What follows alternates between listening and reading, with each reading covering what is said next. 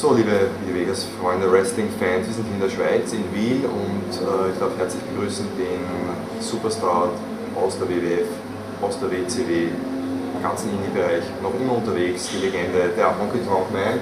Hello, Honky. Hello, good to see you. Good to be here. Yeah, and we were just making a nice interview, so to speak. Just a second, that wasn't a good intro, because we're here with the greatest intercontinental champion of all time. Yeah, Not only the sorry. self-proclaimed greatest intercontinental champion of all time, but also is voted on WWE.com. Right, not self-proclaimed anymore since they voted it that way. I beat out the Macho Man. Ooh yeah, Randy Savage. Rightfully so. Okay, you Okay, now I'm just going to start. I did some research, I hope it's correct, concerning your beginnings in the business. Okay. It says here, my sources tell me that you started in the late 70s and were trained by Herb Welch. Yeah, Is that correct? yeah, the Welch family. I guess the most notable of the Welch family that's you guys would remember, and most fans remember, would be Robert Fuller or Colonel Parker from WCW, Tennessee Lee, and WWE of 2 or 3 years ago when he managed Jeff Jarrett. Okay, then it seems in the early stages of your career you were especially successful as a tag team wrestler. Very successful tag team. Someone mentioned to me last night about what it takes to make a good tag team, and I said a good contrast where there's one guy that's does all the razzmatazz show business, and the other guy that's the real solid wrestler of the bunch that can, when the times get tough, then he's the one that goes in and hammers them down. And I was fortunate enough to be in tag teams with Handsome Jimmy Valiant, Dr. D. David Schultz, who was famous for the slap to the side of the head of the American broadcasting guy, John Stossel. And then I was with Spot Moondog, Larry Latham, who passed away in the ring this past year.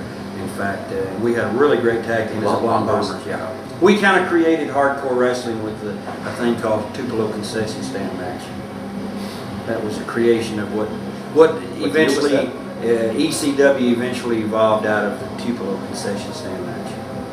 Okay. Then it also says here that you at one time in Alabama were part of the Midnight Express.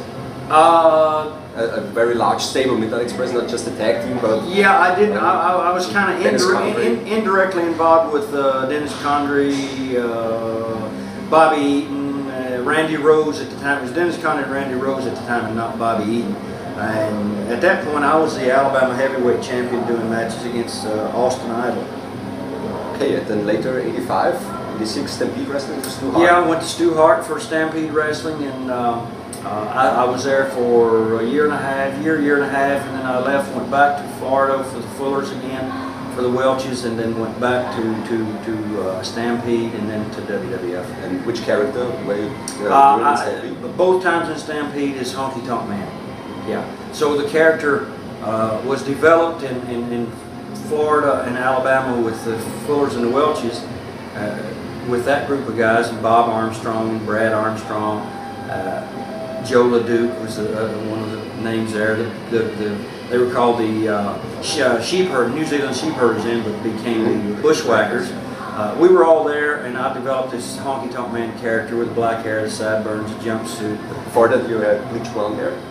Before that, the long bleach blonde hair. And, that was punk rock. Yeah, right. Punk rock, and I was kind of light years ahead of my time, I guess, when it came to those things. But then this character evolved, went to Canada, and then to WWF. Okay. So despite the reports that you read in certain people's books, like it's hard to be a king someday, I was not in the Memphis territory, and I didn't desert the Memphis territory to go to the WWF. Had been in Canada for like 2 or 3 years prior to even. I'd been away from the Memphis territory for 4 or 5 years, so sometimes those wrestling books that you read out there, they are not always factually true. So what was it like for you to start out? I mean, how much did you get paid for your first matches? Do you remember? Oh gosh, the first match I had, I wrestled in a place called Malden, Missouri, where most of the guys started. We were in southern Missouri. We weren't called independents back then. We were called outlaws. We wrestled in outlaw territories. This would be a federation, but if this wasn't a federation and there was a bigger federation here in Switzerland, or say small groups in Austria or Germany, we would be called Outlaws, not Independents. Now we're called Independents. But I started with Coco Beware, the Birdman Coco Beware. We trained with each other for 9 months, and we had our first match in Malden, Missouri, and we got $5. $5 US. Well, that's something a lot of people, especially in Europe, should listen to. Then I wrestled later on, about 3 matches later, 3 weeks later, I wrestled Luthez, the NWA World's Champion. He wasn't the World's Champion at that point, but he came and wrestled, and I wrestled him. I made $9 US. And the trip was 150 miles there and 150 miles back. So what's your opinion on Luthez? He was very difficult in the ring. His style and my style just was different, and he was pretty rough on me. But I was a young kid. I needed to be beaten up. Makes sense. Welcome to Euro Wrestling. Fuck. Okay.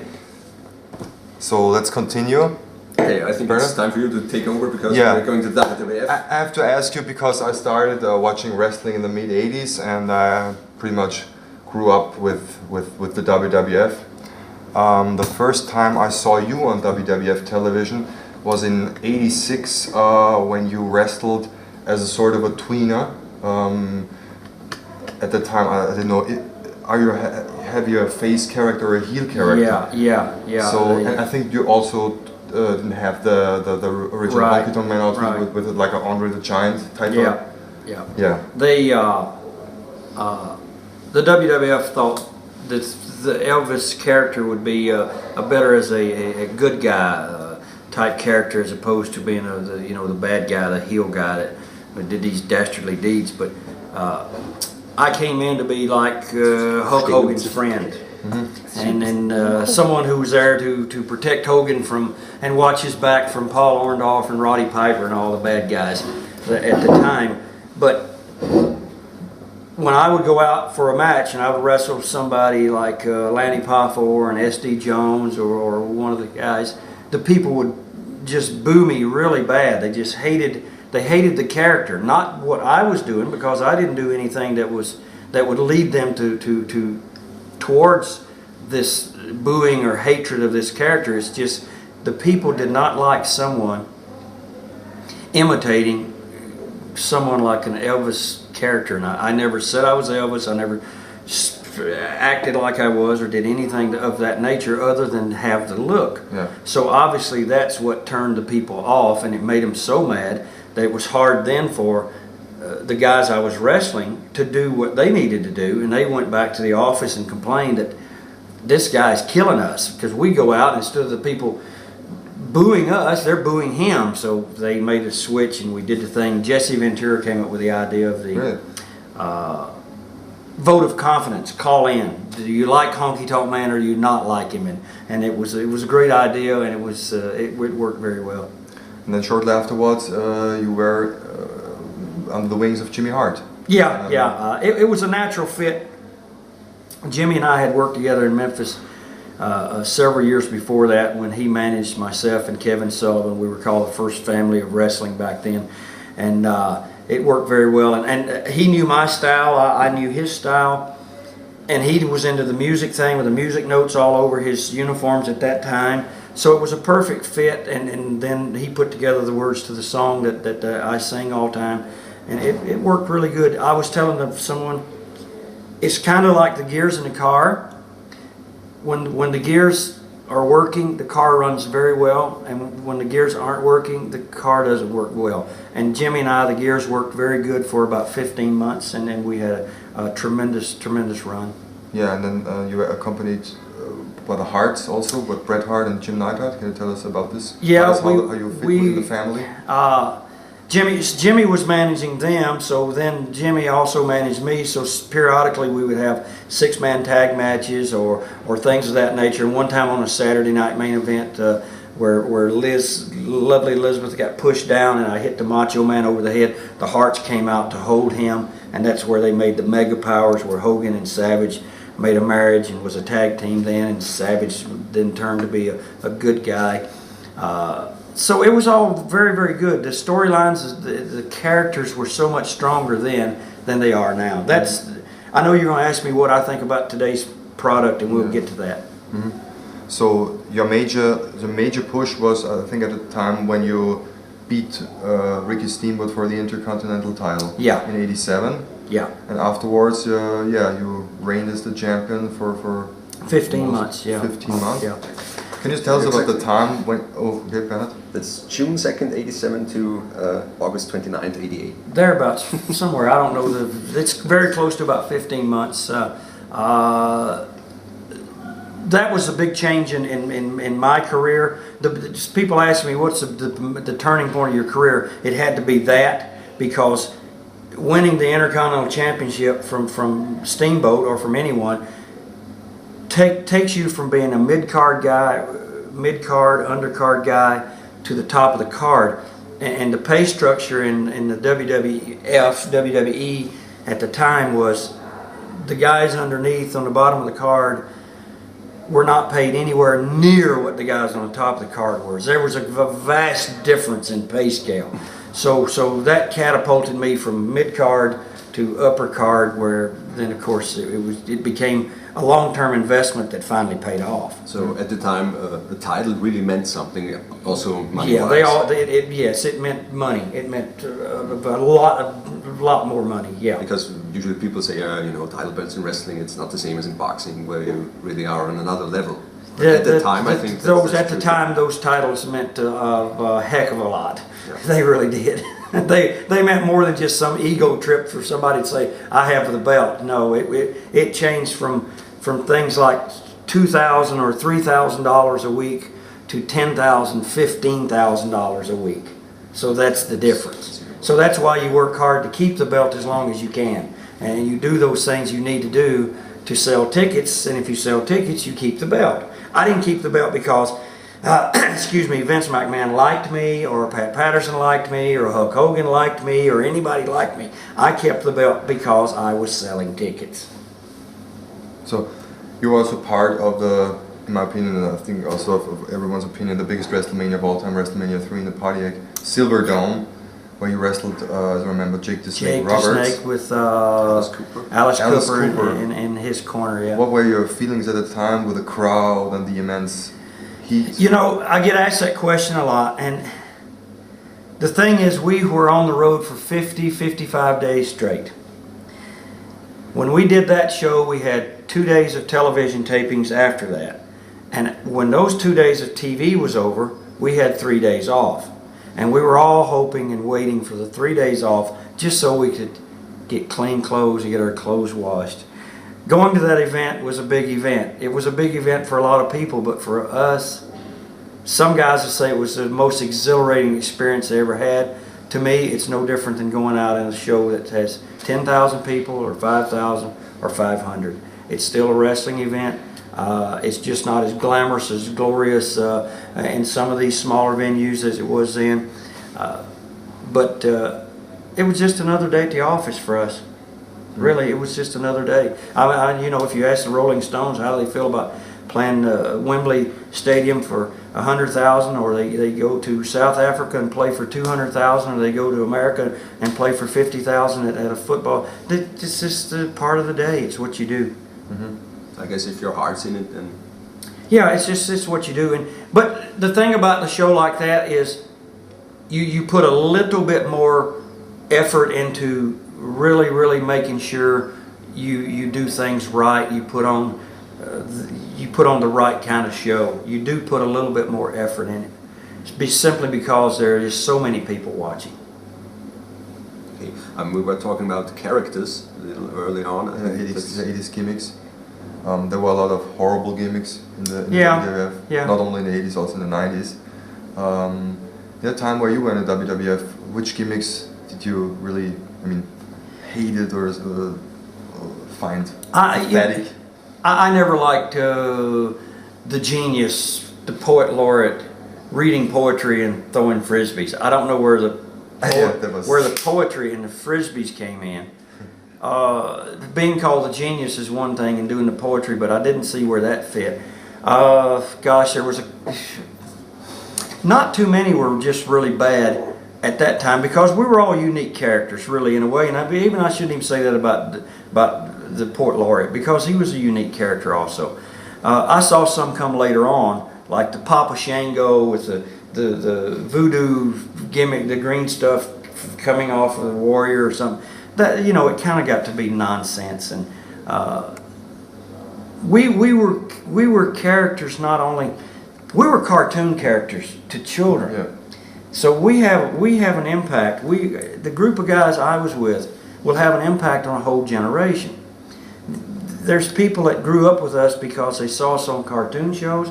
They had ice cream bars of us and candy bars and you know, trading cards, and we were characters like a McDonald's. We kind of, our product was for children, and as those children grew up, their children watched, and we captivated a whole group of people that they're not getting now.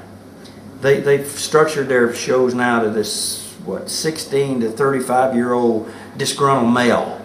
Well, gosh, wouldn't you like to have your shows structured to 4-year-olds, 5-year-olds, 10-year-olds, 30, 50-year-old people? We had 60, 70-year-old people, grandpas and grandmas coming to our shows because they brought the grandchildren, and they loved to come and see Hulk Hogan and Kamala and Jake the Snake.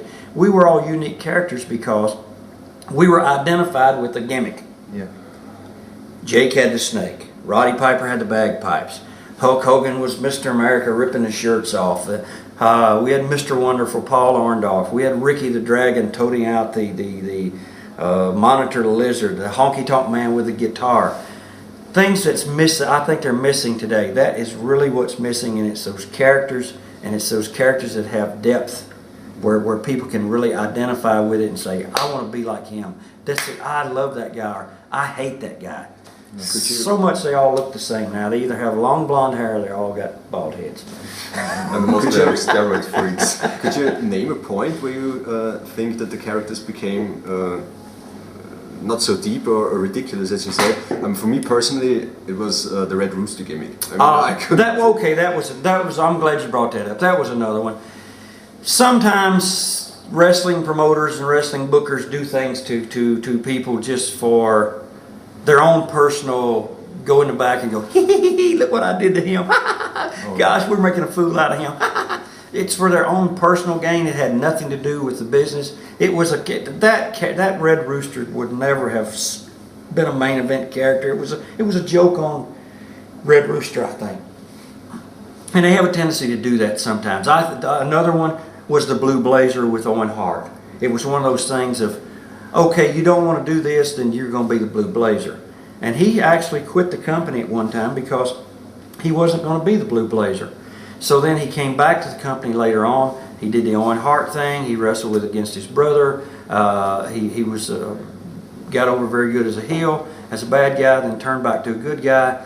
Then from what I understand, they wanted him to do some kind of a love triangle angle with somebody, and he said, no, I don't want to do it. They said, okay, fine, you'll be the Blue Blazer again. Yeah. So they stick this horrible thing on him that he hated, that he actually quit the company over, and eventually it cost him his life, which is, it's tragic. All right. Let's go back to the Intercontinental title reign. You beat several opponents like Brutus Beefcake during that time, till one man came to the WWF.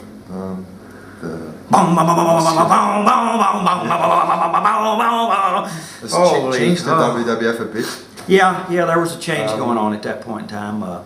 Someone said, gosh, how did you feel losing the match in 15 seconds? And I said, well, it wasn't 15, it was 13. So let's be factually correct. It's like 13 seconds. It was better to have been beaten quickly than to have been, beaten to death in a long, drawn-out, laborious, terrible kind of a way that the Warrior could have done to me, because he was not very talented in the ring as far as ring skills were. So for him,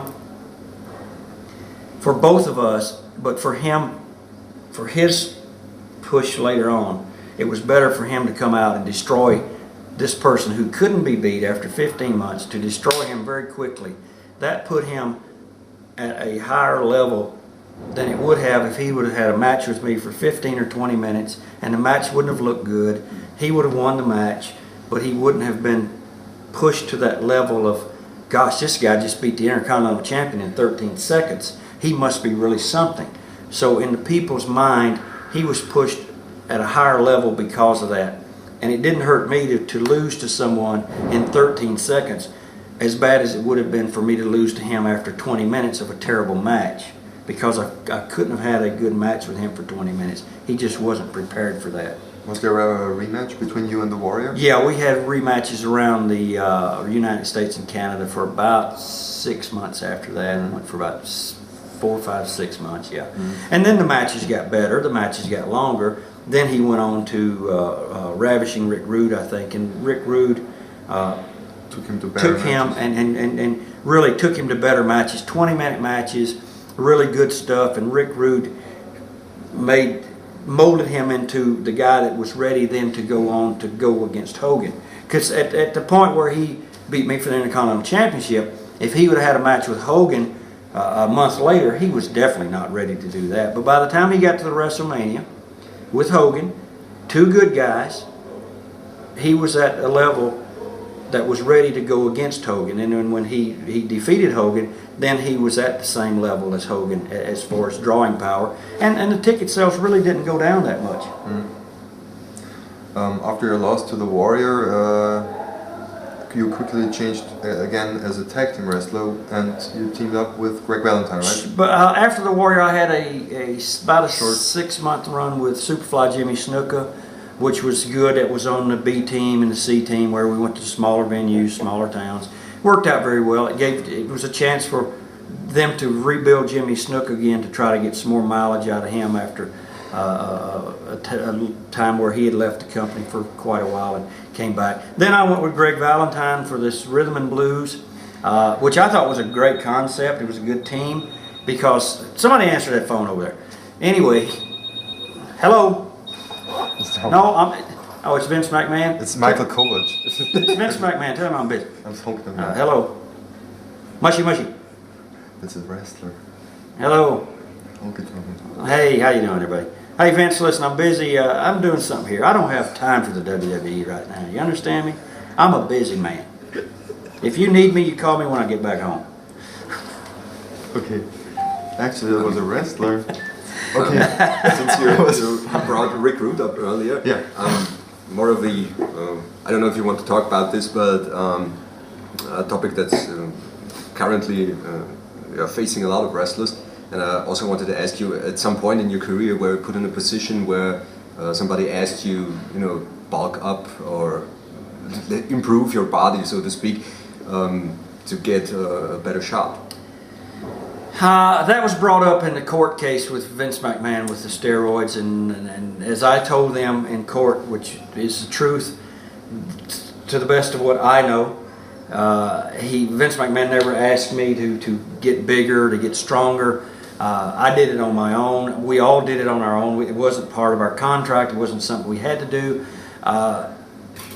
We did it because we wanted to. We did it because we felt like if we were going to succeed at the level where Hogan was, and Hogan being this body that was making all this money, then we all thought that in order for us to make this money, we were probably going to need these bodies also. So that's what we did. We just some kind of pressure as well. It was indirect.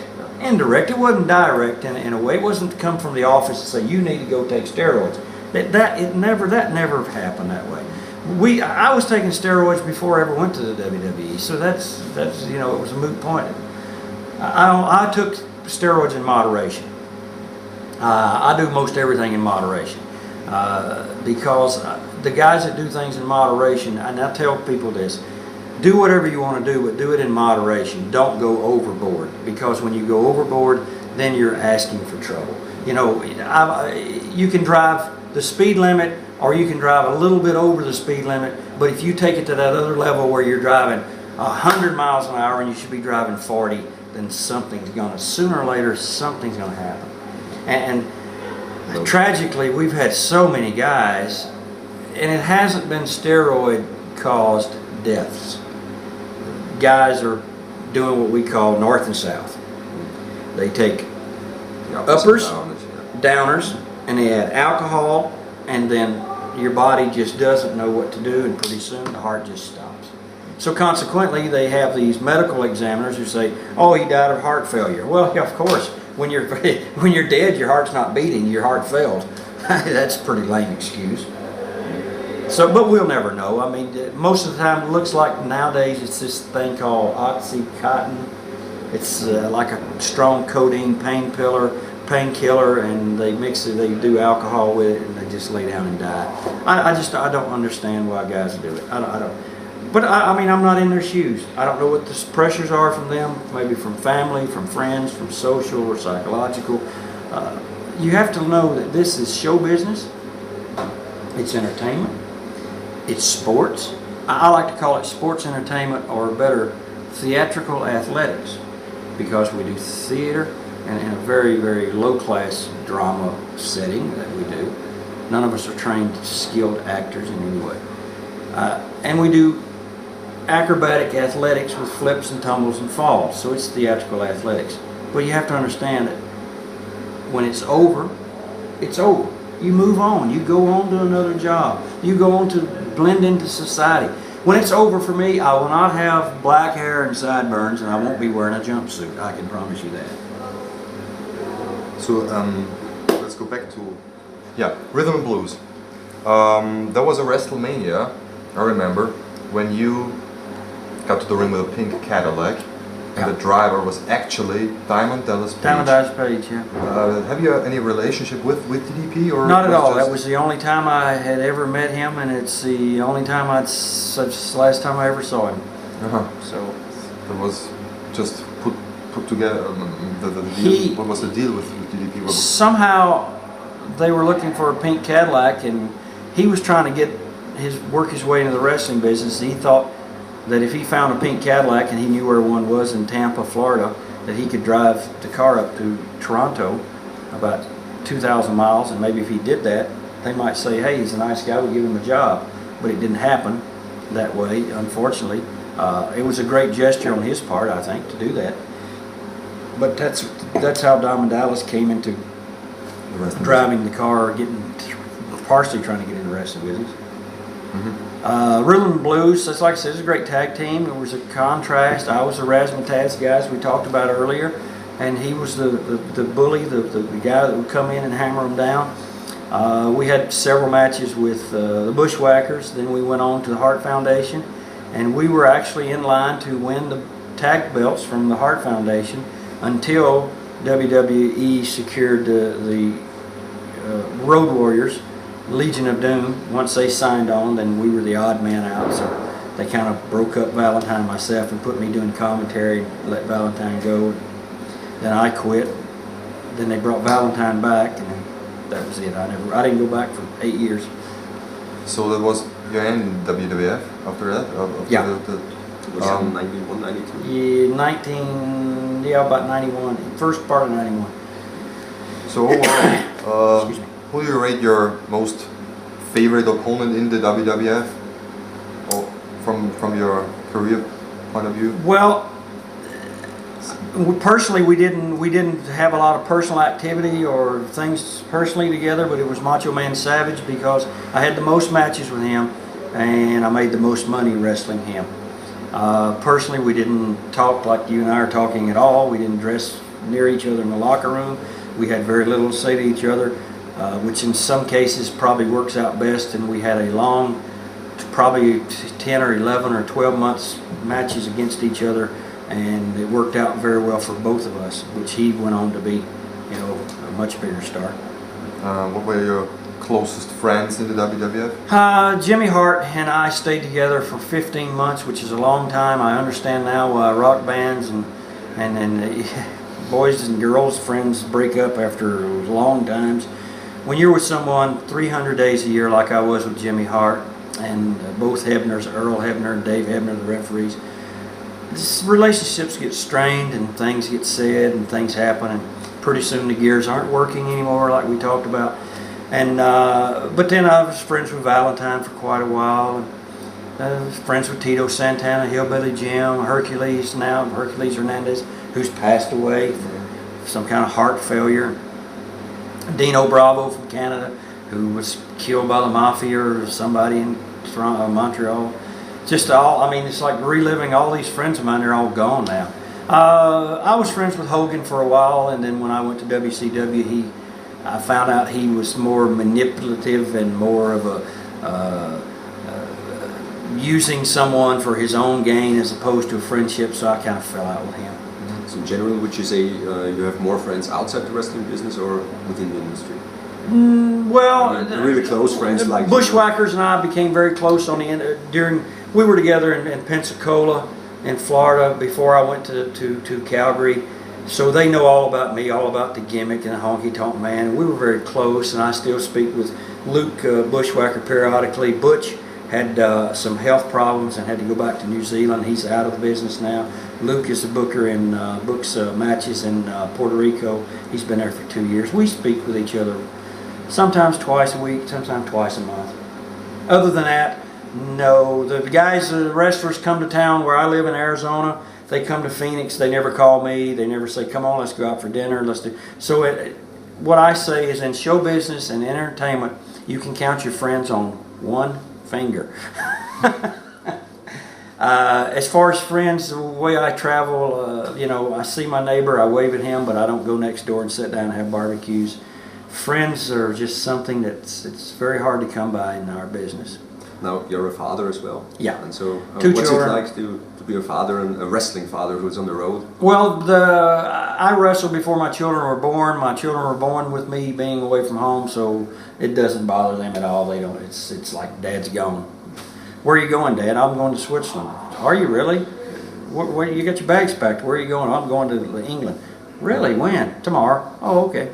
And do they like wrestling also, or just Not really. Not really? My son would watch when he was little and do all the moves like normal little kids would do. And he watched all the tapes and knew all the characters. But now, all the guys will ask about him. How's your son doing? How's he doing? Well, how big is he now? You know, because they remember him as a little kid with his wrist taped up and going in the ring and doing all sorts of nonsense as a 5-year-old. But he's 19 now. He could care less about wrestling. So did your kids get hassled at school for you? No, not at all. Not at all, because the kids in the neighborhood, they grew up. When I moved into the neighborhood 10 years ago, those kids were 7 years old. So they grew up with me being in the neighborhood as Megan and Roy's dad. That's all. I'm another guy in the neighborhood. The only time I look like this is when I'm working. If you saw me and I didn't work, if I wasn't wrestling for a month, I wouldn't shave, I wouldn't fix my hair, I would look like something you'd never, some outer space planet guy.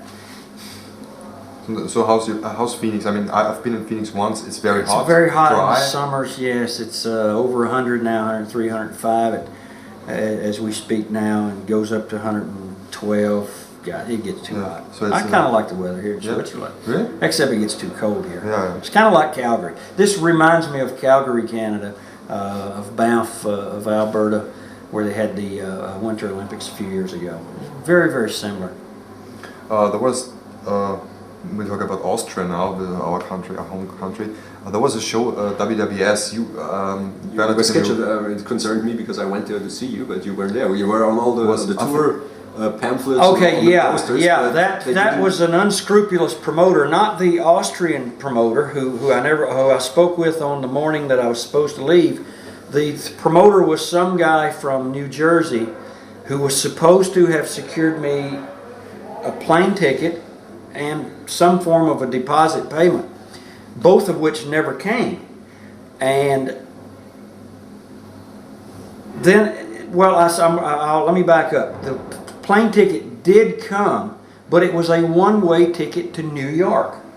There was no ticket to Austria. There was no ticket from Austria back home to Memphis at the time where I was living. So when I called this promoter, he said, I'll have your ticket when you get to New York. Well, I was flying to Newark, New York, and then have to get over to Kennedy Airport on the other side of New York to come international. And there was no way. How was I going to get from one place to the other? There was no direction given, and neither was there that deposit. So the morning I was supposed to leave, the Austrian promoter calls at 5 in the morning. He wakes me up. He says, "Don't worry. When you get here, I'll have your money." That's fine and good. Don't worry. Don't worry. This is the wrestling business. Even if Vince McMahon said, "Don't worry," I'd still be worried. A deal's a deal. I had been burned with bad checks, with promoters who ran out of the buildings with the money, with promoters who who would book me and then call me and tell me the show was canceled, which in fact the show wasn't canceled. They'd sell the tickets, tell the people I didn't show up. If I don't get the plane tickets or the deposit money, I do not leave home, and that's what happened. Fair enough. Yeah.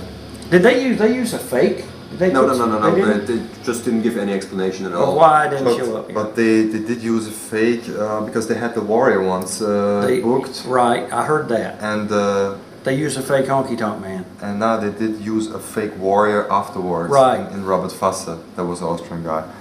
Right, I remember that. This we're going back to about 1991 or 92, 91 maybe. Yeah, in the summer of 91. Yeah, that's when that happened. That promoter in New Jersey is no longer around. In fact, the person who set that up, the middleman on that, was Rocco Rock. Yeah. Ted Petty, who's no longer around. And then after I saw Ted later on, because Ted told me, yeah, we got this thing, we're going to Austria, you're going, and blah, blah, blah, and it's just okay, don't worry. Then I see Ted, Ted, what happened with it? Hey man, I don't know, don't ask me. You're the guy who called me. Well, he can't defend himself now because he's dead, so I won't talk about Ted anymore. Okay. When after the WWF your career ends in the WWF, when did you immediately get afterwards to the WCW? No, I started doing the independents. I didn't go to WCW until 97 maybe. 7. 96 or 97 maybe. I think so. I'm not sure. Well, it was whenever Hogan went there. You guys have the numbers, I don't. I think it was about 97 because 99 I went back to the WWF. 98 or 99 with the rockabilly thing. Mm-hmm. And yeah. Yeah, just talk a bit about WCW. Just not The WCW, I went back there. I went there because Jimmy Hart had asked me, come on in, come here. Hulk Hogan's going to come in. Hacksaw Duggan, the Bushwhackers may be coming in. We're going to try to make an impact and maybe change the company around. It was stale with Ric Flair and Arn Anderson and Sting, and it was just in Luger. It was a real stale company. The talent was stale. And so I went there on a promise of, yes, if you come in, I'll get you contracts, or Eric Bischoff promised a contract. 4 months later, when the contract still wasn't there, he asked me to go out and do some nonsense with Johnny B. Bad at the time, and I said, no, not till I get a contract. He said, well, there's not going to be a contract, so I packed my bag. I left. I do what I normally do when somebody tries to screw around with me. I just pack my bag. Because in our business, I feel like if you're not happy, just leave. If you're not happy, go. So you went back to the independence? Went back to Independence again and did that for 2 years, and one day the phone rang and it was WWF wanting me to come in and do the Rockabilly. I went in, I did that. It was so-so. Then a year later the phone rings, they asked me to come in and do the Royal Rumble. I went, Kane hits me over the head with a guitar, that was fine. Then they called me to do the gay wedding. I declined the gay wedding with Chucky and Billy. And then they called me to do the Legend Killer match with Randy Orton, and I gracefully declined that one because as a legend I don't want to be killed yet. I'm not ready to die. So let's leave that word out. If you want to call me a legend, great. Use someone, I always say this, you have 50 or 60 guys in the locker room. You fired Ron Simmons. Before you fired him, why didn't you use him against Randy Orton? Let Randy Orton kill him. You got Jerry Lawler sitting at the commentator's table when every time you go to Memphis or somewhere, you let Jerry Lawler beat somebody. Let Randy Orton beat Jerry Lawler as a legend. Let Randy Orton beat Ric Flair. Let Randy Orton beat Arn Anderson or Fit Finlay. Bring some of those guys that's sitting in the back doing nothing. Bring them out. Let these legends be killed by. Why call me and fly me in? You got guys sitting there. Use them. So anyway, I gracefully declined that. And they used Sergeant Slaughter, you guys might remember. It was a few months ago. They'll call back again. Speaking of Jerry Lawler, what's his relationship? We were cousins, but we have absolutely no relationship. Have not had one since the last time I left Memphis as a wrestler many, many years ago. Same as Jerry Jarrett, who is Jeff Jarrett's father. People say, will you ever go to TNA? Will you go there to work? Probably not, as long as Jerry Jarrett's around, because Jerry Jarrett and I had a falling out many, many years ago over money. And it's hard for me to forgive and forget because I know that sooner or later they're going to try the same nonsense with the money. So that's why you probably won't see me there. now for something completely different, to quote Monty Python's, the internet and its impact on the industry. What do you think? I think it's great for everyone. I mean, it's a source of information we didn't have, that I didn't have as a kid growing up, that I think kids have a chance now. Instead of going to the library and researching books and sitting for hours and trying to find your subject matter, within a matter of seconds you got it pulled up and you can have it. As far as the impact on the wrestling business, it's done nothing but make people talk more about the wrestling business. That's all. They say, well, you smarten everyone up. They're telling everyone what's going on. The wrestling fans don't tell people what's going on. The promoters do. Promoters book terrible matches. Promoters are the ones that make people understand behind the scenes of the business, because the promoters are the ones that go out and tell the athletic commission everything we do is fake and phony. But then they expect the wrestlers to, or the fans on the internet, not to go on and say something about it. People are opinionated. There's nothing wrong with opinions. People say, well, keep your opinion to yourself. Well, don't do stupid stuff and we won't have to say anything. Because I run a very controversial website. Yeah. From my perception as a fan, or also as a part of the wrestling business, I did some ring announcing. It has opened up a lot. I mean, if I remember Otto Wanz's promotion, you might remember him. He once bought the AWA championship from Nick Bockwinkel for 10 days or something. Right. Right. You just couldn't get in there. It was impossible. If you were a fan, you were left out in the cold, and if the wrestlers were graceful enough to talk to you, that was fine. But nowadays, I mean, I wouldn't be sitting here, I think, if the business hadn't changed. That's for me. It's on the one hand, it's a good thing. On the other hand, the magic is. I think it's gone a bit. Perhaps I'm more jaded now. I don't know. In a way, but it goes in cycles. People who watch sports and it's entertainment. One day they like the Terminator. One day they're going to watch all the Terminator movies, and then the next time they won't watch Terminator. They'll watch something else. They'll switch from watching action movies to watching science fiction. And same way with wrestling fans. One day they're watching wrestling, the next day they might be going to the bingo hall, or the next day they might be involved in something else. Their attitudes and their levels of interest change. It goes in a cycle. Right now it just happens to be in a low cycle. I remember before the WrestleMania in Boston with Mike Tyson and Shawn Michaels and Steve Austin, the wrestling business for WWE was at a very, very low point. It was at an extremely low point. But that particular event changed the way people looked at wrestling again, and they got back involved, and consequently the business went on a real high cycle for 7 or 8 years now, I think. And it's due to go back down, and it is down. It's going to be down. How long it's down, who knows? Who knows? Who can tell? But the internet has nothing to do with that. I think information and communication is a key to everything. Okay. Subsequently, if the cycle is in a down phase now, also the independents suffer, I think, because the less people watch it on TV, the less they will be aware of it. I think if someone like WWE wanted to have a consultant and say, what do you foresee about our business? 2 years ago I could have said, get ready because the business is falling. Why I say 2 years ago, we on the independent, myself and the Bushwhackers, we talked about this 2 years ago when we were in England. The business in England was falling on the independent side. It had just started to fall, but the business in the United States for independents had started to fall.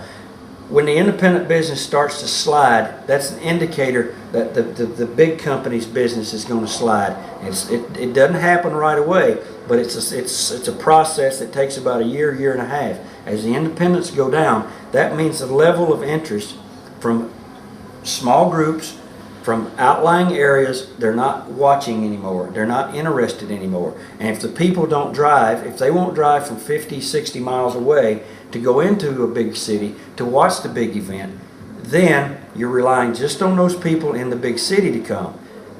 As time goes on, less people start watching, less people start coming to the matches.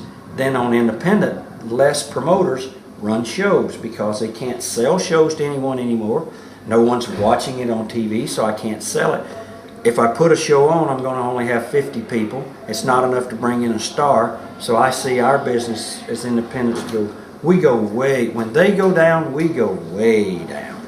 A major problem here in the German-speaking areas of Europe is that there's no wrestling at all on free television anymore, or at least one show maybe. I heard that, yeah. It's just pay-per-view television or digital television, so the audience is limited. See, the market, here's another indicator. When the WWE starts to come to Europe, that tells me that the business in the States is not very good. Because if the business in the States is good, the WWE does not come to Europe. They do not come. When business starts to slack off in the States, they start to come here. And the more they come to Europe, which they come quite often now, the Europeans, the market tends to do just like the Americans. Well, they've been here 5 times this year already, so people don't come to watch it. The crowds aren't as big anymore. Consequently, they stop coming back to Europe. Or they take free TV away and say, okay, fine, let's don't give it to them free, let's sell it to them. And so it's all a marketing strategy for them.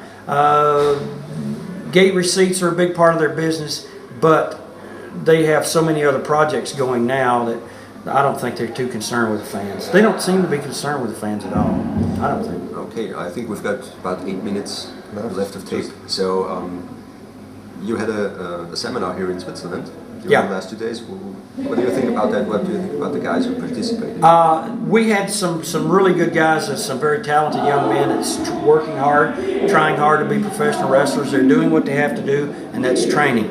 To succeed at any level, to succeed in any business, you have to have desire, dedication, and you got to work hard. You can't just say, I want to be a wrestler and get out in your backyard or go in your bedroom and pull a mattress down and start taking bumps. You really have to be trained. I say if you're not trained properly, don't try this because it is very dangerous. They got a good school here. They have a good group here. It's like I said, I've not been to Austria or Germany. I'd like to get over there for some local promoters that can put it together. I got a trip coming to Scotland at the end of June, and maybe I can stay over and come over and do some things here.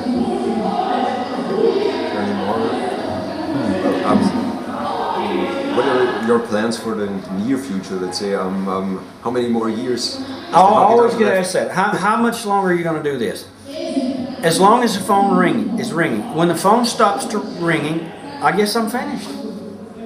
If they don't call me anymore, I don't pack my bag anymore. So that's it. I just stay home, I guess, and play golf. Have you any profession besides the wrestler? I got a college degree. I'm a health and physical education instructor with a certificate to teach elementary and high school. So I probably wouldn't do that. I'm pretty much, if I don't wrestle, I don't know, I probably wouldn't have a job. I'm 51 years old.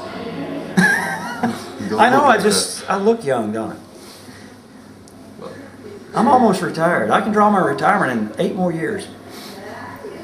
Okay, also ich glaube, das war alles, was wir so gefragt haben, und mir fällt nichts mehr ein. Wir wollen auch gar nicht mehr so viel fragen über den Honky Tonk Man. The greatest intercontinental champion of all times. Ja, dann verabschieden wir uns, und wir werden ihn dann sowieso noch sehen beim Match gegen Sigmaster Rappo.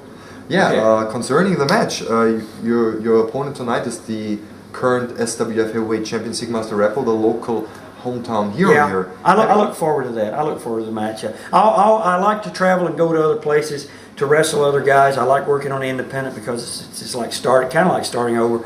And I'm looking forward to the match tonight because his style and my style, the European style and American style is just a little bit different, and it's going to be interesting. It'll be fun. Can you say something to him, actually, to Sigmaster, when he's watching this tape? Okay, Sigmaster, I can tell you right now, this is a Honky Tonk Man, the greatest of all time. And I'm going to give you the shortest trip to Heartbreak Hotel. We're going to stand in one spot, wiggle around just a little bit, and I'm going to twist you up like a pretzel, turn you over, and cover you like a blanket. 1, 2. Thank you. Thank you. Thank you very much. Thank you. Can we do some picture with you? Yeah, okay. For some reason, that was the only one I kept. So. And then it was postcard set. I had them, and my son stuck them together, and the Macho Man stuck on the back, and he stuck them and put them in a folder. you know, where you could look at them. And he put them together, and they over a period of time, somehow or another they stuck together, and all of them are stuck back to back, and I had a whole set of them. Yeah, they're in perfect condition.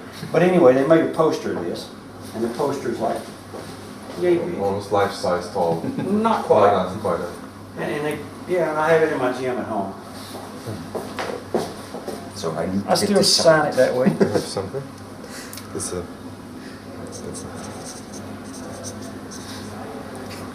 Thanks a lot for that. That's a famous shirt. I allowed you sign on the front. Before you see who else has signed it. There are. It's Jake the Snake also on it, but. How was he? How old? How was Jake? Jake was kind of. He doesn't look that horrible like he was in that Beyond the Mat movie. He changed a bit to the better one side, but he was still. Depends still on what day it is. Yeah. He still drank a lot of whiskey, and it was Jake, along with the Raven. Yeah. Couple of indie guys, the Sandman. Where did you get these, Sandman and Guido and? They all were here in Europe. Oh, were they? Some independent. And Jasmine St. Clair, she was with the Blue Meanie. Oh in yeah, England. baby. Yeah. Did you see her movies? Yeah. Not too I good. like them. The European porns are much better than the Are US they? ones. Yeah. Yeah, this is nonsense. Okay. Okay, let's Okay. do a picture. Ja, Miss Vince? Okay. Put the background. Yeah.